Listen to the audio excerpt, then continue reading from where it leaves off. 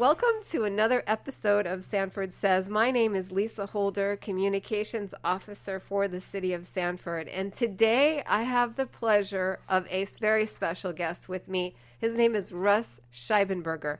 Russ is the City of Sanford's Stormwater Superintendent. And so, what a pleasure. Welcome. Hi, glad to be Hi, here. Russ. So, Russ and his team obviously are behind the scenes, but what an incredible responsibility they have. And how often do you get to hear from a stormwater superintendent that's in charge of a city, and a city the size of Sanford? So, good morning, Russ, and we're going to talk about all there is to know about stormwater, especially the fact that we have been in a rainy season. Oh, yeah, it's been real bad. So let's just start off with the very basics. Stormwater, like what is the main responsibility of your division? My division is responsible for the maintenance of all the city's stormwater infrastructure. That includes pipes, ditches, retention ponds. We mow those retention ponds on a regular basis. We have 2 street sweepers that run full time that sweep the city. It takes about 3 weeks for a sweeper to do their route through the city, so you'll see the sweeper about once a month. During leaf season, however, that could go up to about 6 weeks. Right. We have to dump the sweeper way more often when all the leaves are dropping on the ground. Right. So let's just how many miles is that we're talking about? Is it 300 miles? About 300 miles a month they sweep, lane miles. 2 sweepers, so that's 600 combined. And there's a really good purpose for this. You may just think, well, why are they like sweeping a street? That's kind of Absolutely, it's to get the leaves off the street and that tend to clog our drains, especially our drains in the historic district that are pretty antiquated, small. Most of our localized flooding is from leaves that accumulate on the top of the drains. We do send out crews after each rain event to go out and clean them by hand. I've seen them on my street. Yes, they sweep the city. People will call, but we'll eventually get there. We have to do it in an orderly fashion, or we'll never complete it. Right. And they pick up, just tons and tons, 300 plus cubic yards a month of sweeper debris we pick up, and then that's disposed of into the landfill. Right. And so, Russ, just to rewind real quickly too, you have, how long have you been with the city of Sanford? I've been with the city 14 years. Okay. Started in 2006. And you're a Sanfordite? You're a Sanford resident, yes, born here? Well, I'm not a Sanford resident currently, Okay. but I was born in Sanford. Went to Seminole High School. Go class of 80. The best one out there. I'm doing a thumbs up because, yeah. Yeah. We appreciate, like I said, your work and the work of your team. And how many staff do you have in the Stormwater Division to take care of all of these very important, critical needs of the city? We have a staff of 17. We basically have 3 crews. One that tends to do more new construction, which is installation of stormwater pipes and inlets in our trouble areas throughout the city. Another crew that does our mowing and weed eating and repairs that we have when a stormwater pipe may fail. And then another crew that is constantly cleaning and mowing the ditches and the sweeper operators. Okay. And so you do say, like, just back to more like the street sweeping to finish that thought here. So you said that they street sweep over 300 miles or close to 300 miles, and it's critical that our residents help by not what? Raking their leaves into the street. That is a no-no. It's not to do that for the street sweepers, not there to pick up those leaves. Right. For the most part, we're pretty good with that. We do have people that think that's the right thing to do, but those leaves are what will cause your road to flood later on. They also carry fertilizer, dog waste, things of that nature into the lake, which we don't want to happen.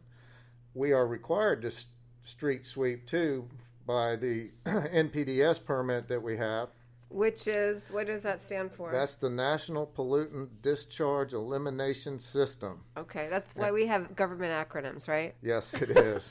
And that was mandated under Congress with the Clean Water Act in 1972. Yeah, very important. And we have to do a yearly report about our stormwater activities, what we do to try to improve it. One of the things that people will notice in the new park that is being completed on Park Avenue is a stormwater baffle box that has a clear cover on it, and the baffle box is made to catch litter, debris, things that get into the stormwater system before it gets to the lake. Right. And we'll have a nice information board to go along with it to explain that, so people will actually be able to see it in action. Yeah, I saw that. It's actually, we've been sharing a lot of information on our city social media, the progress of that project, and it's an educational park, stormwater park. And Correct. And so it's going to be really neat, right, Russ? With a lot of Absolutely. features. Absolutely. And that's It'll be located where? on Park and 24th, between Park and Oak Avenue. Okay, and I know that from what we have been told by Public Works, it should be ready and open, ready to go by October 1st, or a little Yes, bit, I believe they're completing some almost- punch-out items on it, and then it'll be open for business. Yeah, and so it's another way to educate, inform our citizens, residents of the role of stormwater and how important it is, just like this podcast. So Yes, it is. That's actually the headwaters of one of our basins. It's the pump branch system that flows through several parts of the city down into the lake, discharges into the lake. We have a cloud branch system and a Mill Creek system, and they are in various sections of the city, and they all discharge into the lake, and all the stormwater pipes that are around it feed into those major trunk lines. yeah, And then go into the lake. I have a question. So because Sanford is located on Lake Monroe, I guess was it set up, I guess designed, those pipings for the stormwater drainage to go into the lake? So what if you're a city that's inland, or you're not near a huge body of water? They How would does have that more sound? retention ponds. More retention ponds. Okay. Yes, and that's one of the problems with Sanford, is that it is so old. Way back in the turn of the century, they really didn't consider stormwater to be a problem. They didn't think about it running into the lake, about the different bad things that it would carry into the lake that would cause the water quality to go down. When they built the stormwater system back Correct. in those days. We're You talking know. like 100 years ago. Yes, we at are. least. We've got some pipes that are over 100 years old. People do experience some localized road floods. Most of that's due to those pipes being undersized for now. They're so old. The inlets are small. Today they build things a little differently. They have more thought process about what the storm water is carrying into the different water bodies, and they try to prevent that from happening. Right. We do have some clay tile pipes that have 1920 stamped on them. See, and I don't like to say the word old. We're historic, right? We're Yes. an historic city, but that's pretty amazing. And so I know that listeners out there who happen to live in Sanford or have an interest in just the science of stormwater, but is the city of Sanford have plans to upgrade these piping so that they don't experience these flooding scenarios during heavy rainstorms? Yes, we do. The next basin we're working on is the Pump Branch Basin, which will run between Sanford Avenue and Mellonville. The first phase would be from 13th Street to the lake in that area. We're adding a whole new big stormwater line to then attach other smaller lines that would branch off of that into some of the problem areas we have over there. We recently completed the Cloud Branch system and added a big box culvert that ran up Elm Avenue from 10th Street to 15th, and we added inlets there.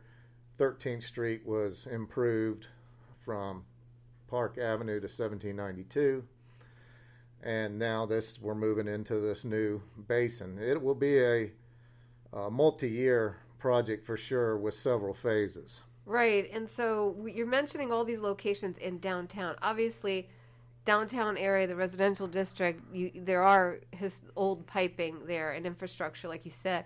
What about out in the areas where we have all this new development? What's going on with that? Well, fortunately, the newer developments have better piping. The infrastructure is just put in better nowadays, so that we don't have the maintenance to go back and deal with that right now. We do have some areas that we're working on. Hidden Lake is a section that holds water in all the driveways, and we're working on that with gutters, concrete gutters. Okay. So people out there have noticed some sections have them and some don't. We're working our way through the whole neighborhoods. Right.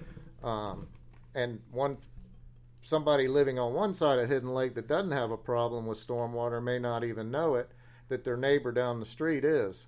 And that's the problem with the stormwater, the localized flooding.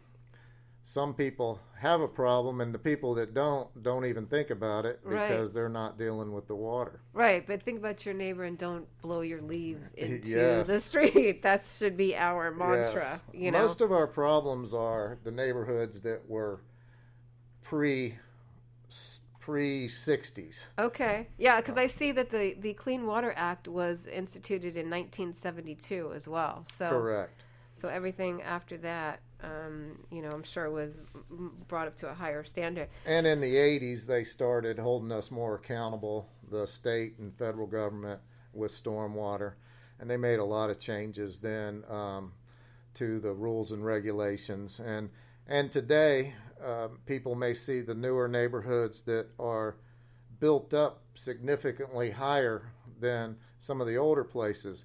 That has to do with the new federal regulations about stormwater retention ponds and how much they can hold. So that is why they're building them up higher nowadays. Yeah. So would you say it's a benefit to be on Lake Monroe for a stormwater scenario, or is it no? A little bit of a curse? No, it has its challenges. Being as we tied to the lake, when we have storms and hurricanes and the lake level rises, the stormwater is going to drain slower. During Fay, the water was backed up in the stormwater pipes to 9th Street. Yeah. And so that really cut down on the amount of volume they could take and how quickly the water got off the streets and roads. Yeah, so certainly being on the water is absolutely phenomenal, beautiful and all that, but technically there's some drawbacks for it, right? For your business, in the stormwater business. Yeah. We have about 29 outfalls into the Lake Monroe along the seawall. Do you think could you see them, or are they? Right now, most of them would be underwater. Underwater, yeah. I have to say, where I live on my street, if I walk over, and we're close to downtown, but if I'm passing a stormwater drain, I can actually hear the water flowing, like down. I mean, I'm assuming it's flowing to the river, to the lake. Yes. Is that because?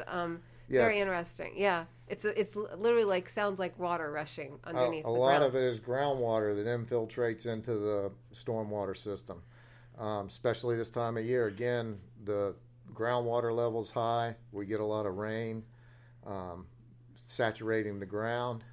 And you can hear quite a few of the stormwater drains running water. Yeah, pretty much anything north of 25th Street goes to Lake Monroe. South of 25th Street goes to Lake Jessup. So we do have neighborhoods that their stormwater goes to Lake Jessup and not to Lake Monroe. Ultimately the same river. Yeah. But, okay, so that's a pretty long pipe, the underground pipe, from this area to Lake Jessup, wouldn't it be? It is. It's not all underground. There are large ditches as you get closer to Lake Jessup that are maintained by the county that our stormwater goes into. And we do get calls. People may have a Sanford mailing address, but they're still in the part of the county that the county maintains the roads and ditches around them. Okay. So we have meetings with the county with our stormwater to about the different outfalls that we have that go into their system, and right. So it is quite a long ways to Lake Jessup for some of that. Yeah, very very interesting. And so I'm sure there's you speak of there's something called a VAC-con truck. Yes. So does this help with these long pipes that we're referencing? It sure does. Cleaning them out. What is a VAC-con truck, Russ? It is a giant truck with basically a vacuum on it and a high pressure water system that we drag sand and debris out of the pipes and suck into the truck. And we use this truck is out on a daily basis cleaning our stormwater lines. Because of the MPDS, we're required to clean and inspect 20% of our stormwater system yearly. So we have a camera truck and the vac truck that go out and inspect the lines and clean the lines because of all the debris that gets in them, even with the sweepers. Yeah. And we have tons and tons of debris from the vac truck that we collect every year. Yeah. And so now we do know that Sanford customers, there is a fee, right? A stormwater yes, fee? Yes, there is. That now you hear, folks, exactly all of the work that's being done. Can you imagine the piping and maintaining all of that? So when you have your utility bill, it's called utility bill. You're mostly thinking of your water usage and all of that. But if on there, you will see a stormwater fee and that goes to... It goes to doing all these projects that we're doing, these maintenance of these stormwater systems, the street sweeper. The street sweeper goes by the schools and, all those roads that even people from outside the city use. Right. And so, yeah, I mean, it's and the cleaning and inspecting of them. Some of it goes to these big projects that we're doing, such as this pump branch project that we're going to be starting. They use different funding for those big projects. There are some loans and grants that come into play to help offset that. It's amazing how expensive these projects can be. Yeah. With all the piping that they do put in, and because it's all dealing with stuff that's in the ground here, as opposed to building a new subdivision, right, where you don't have to, you can put whatever you want. They have to retrofit to what we got.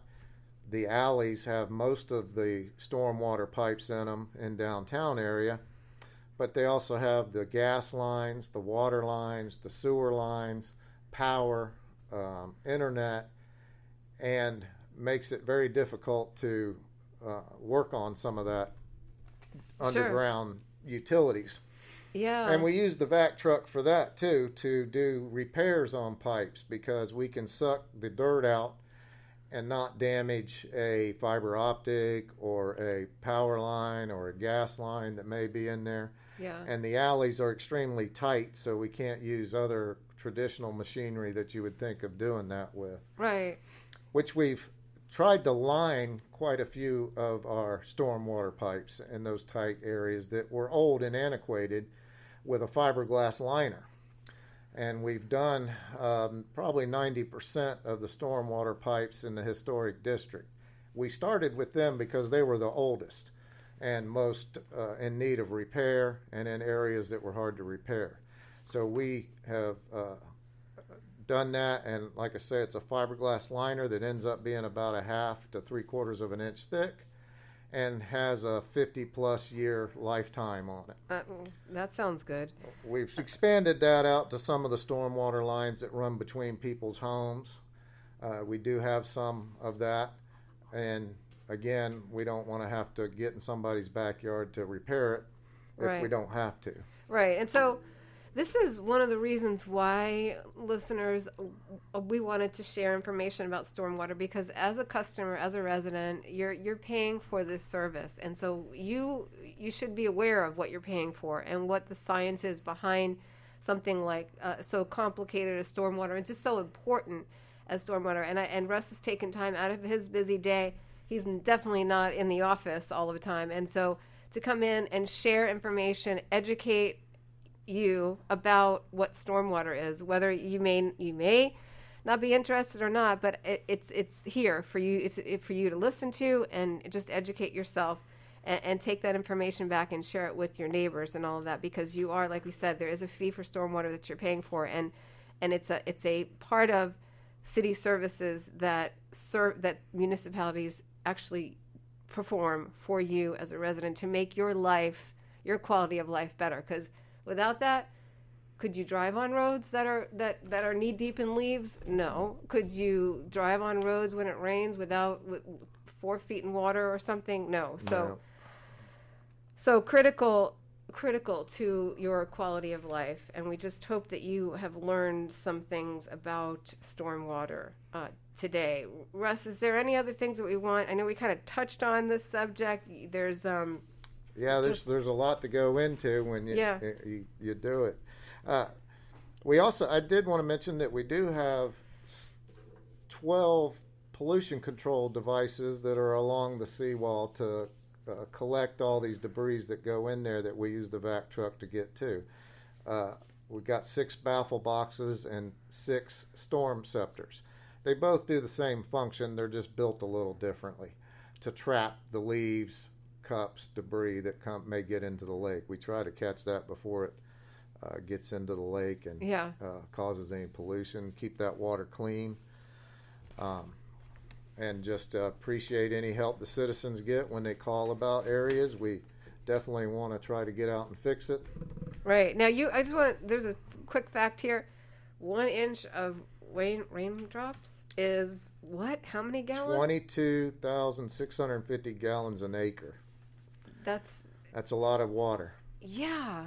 And recently, we've gotten a lot of calls because we've had just such a tremendous amount of rain. We've had flooding where we didn't have flooding before, and it can be a challenge sometimes with our system that we have and the homes that are built 100 years ago, even 50 years ago. Yeah. So we want, you can do your part, right, Russ? You were Absolutely. Just about to say, what... Call us if you got a problem. I know people do. We appreciate the eyes and ears, whether it's a stormwater or a pothole or a tree that needs to be trimmed. Citizens can help us because we can't see everything. We'll ask to be patient. We have a lot of people ahead of you when you do call. I sometimes can't get there that day. It could take a week or 2 for us to get there because we are involved in other projects. So we appreciate your patience, and we will get there to help you out. And what's the number to call, Russ? 407-688-5080. Yeah, see, he's not at the phone, so he's out doing, he's out in the field. So Yes, I am. And, of course, we got the new phone system. So. Yes, the city of Sanford has a new phone system. Another podcast episode. But so, Russ, thanks so much. It's clearly truly important and critical for people to understand stormwater and how they can help, number one, and all that it entails, and your staff of 17, what you do for a city of, how many square miles is Sanford? 25 square miles? 25 square miles and growing. And growing, yep, and growing. So we certainly appreciate what you do, and if you want to find out more, you can always call Russ's department at 407, like he said, 688-5080.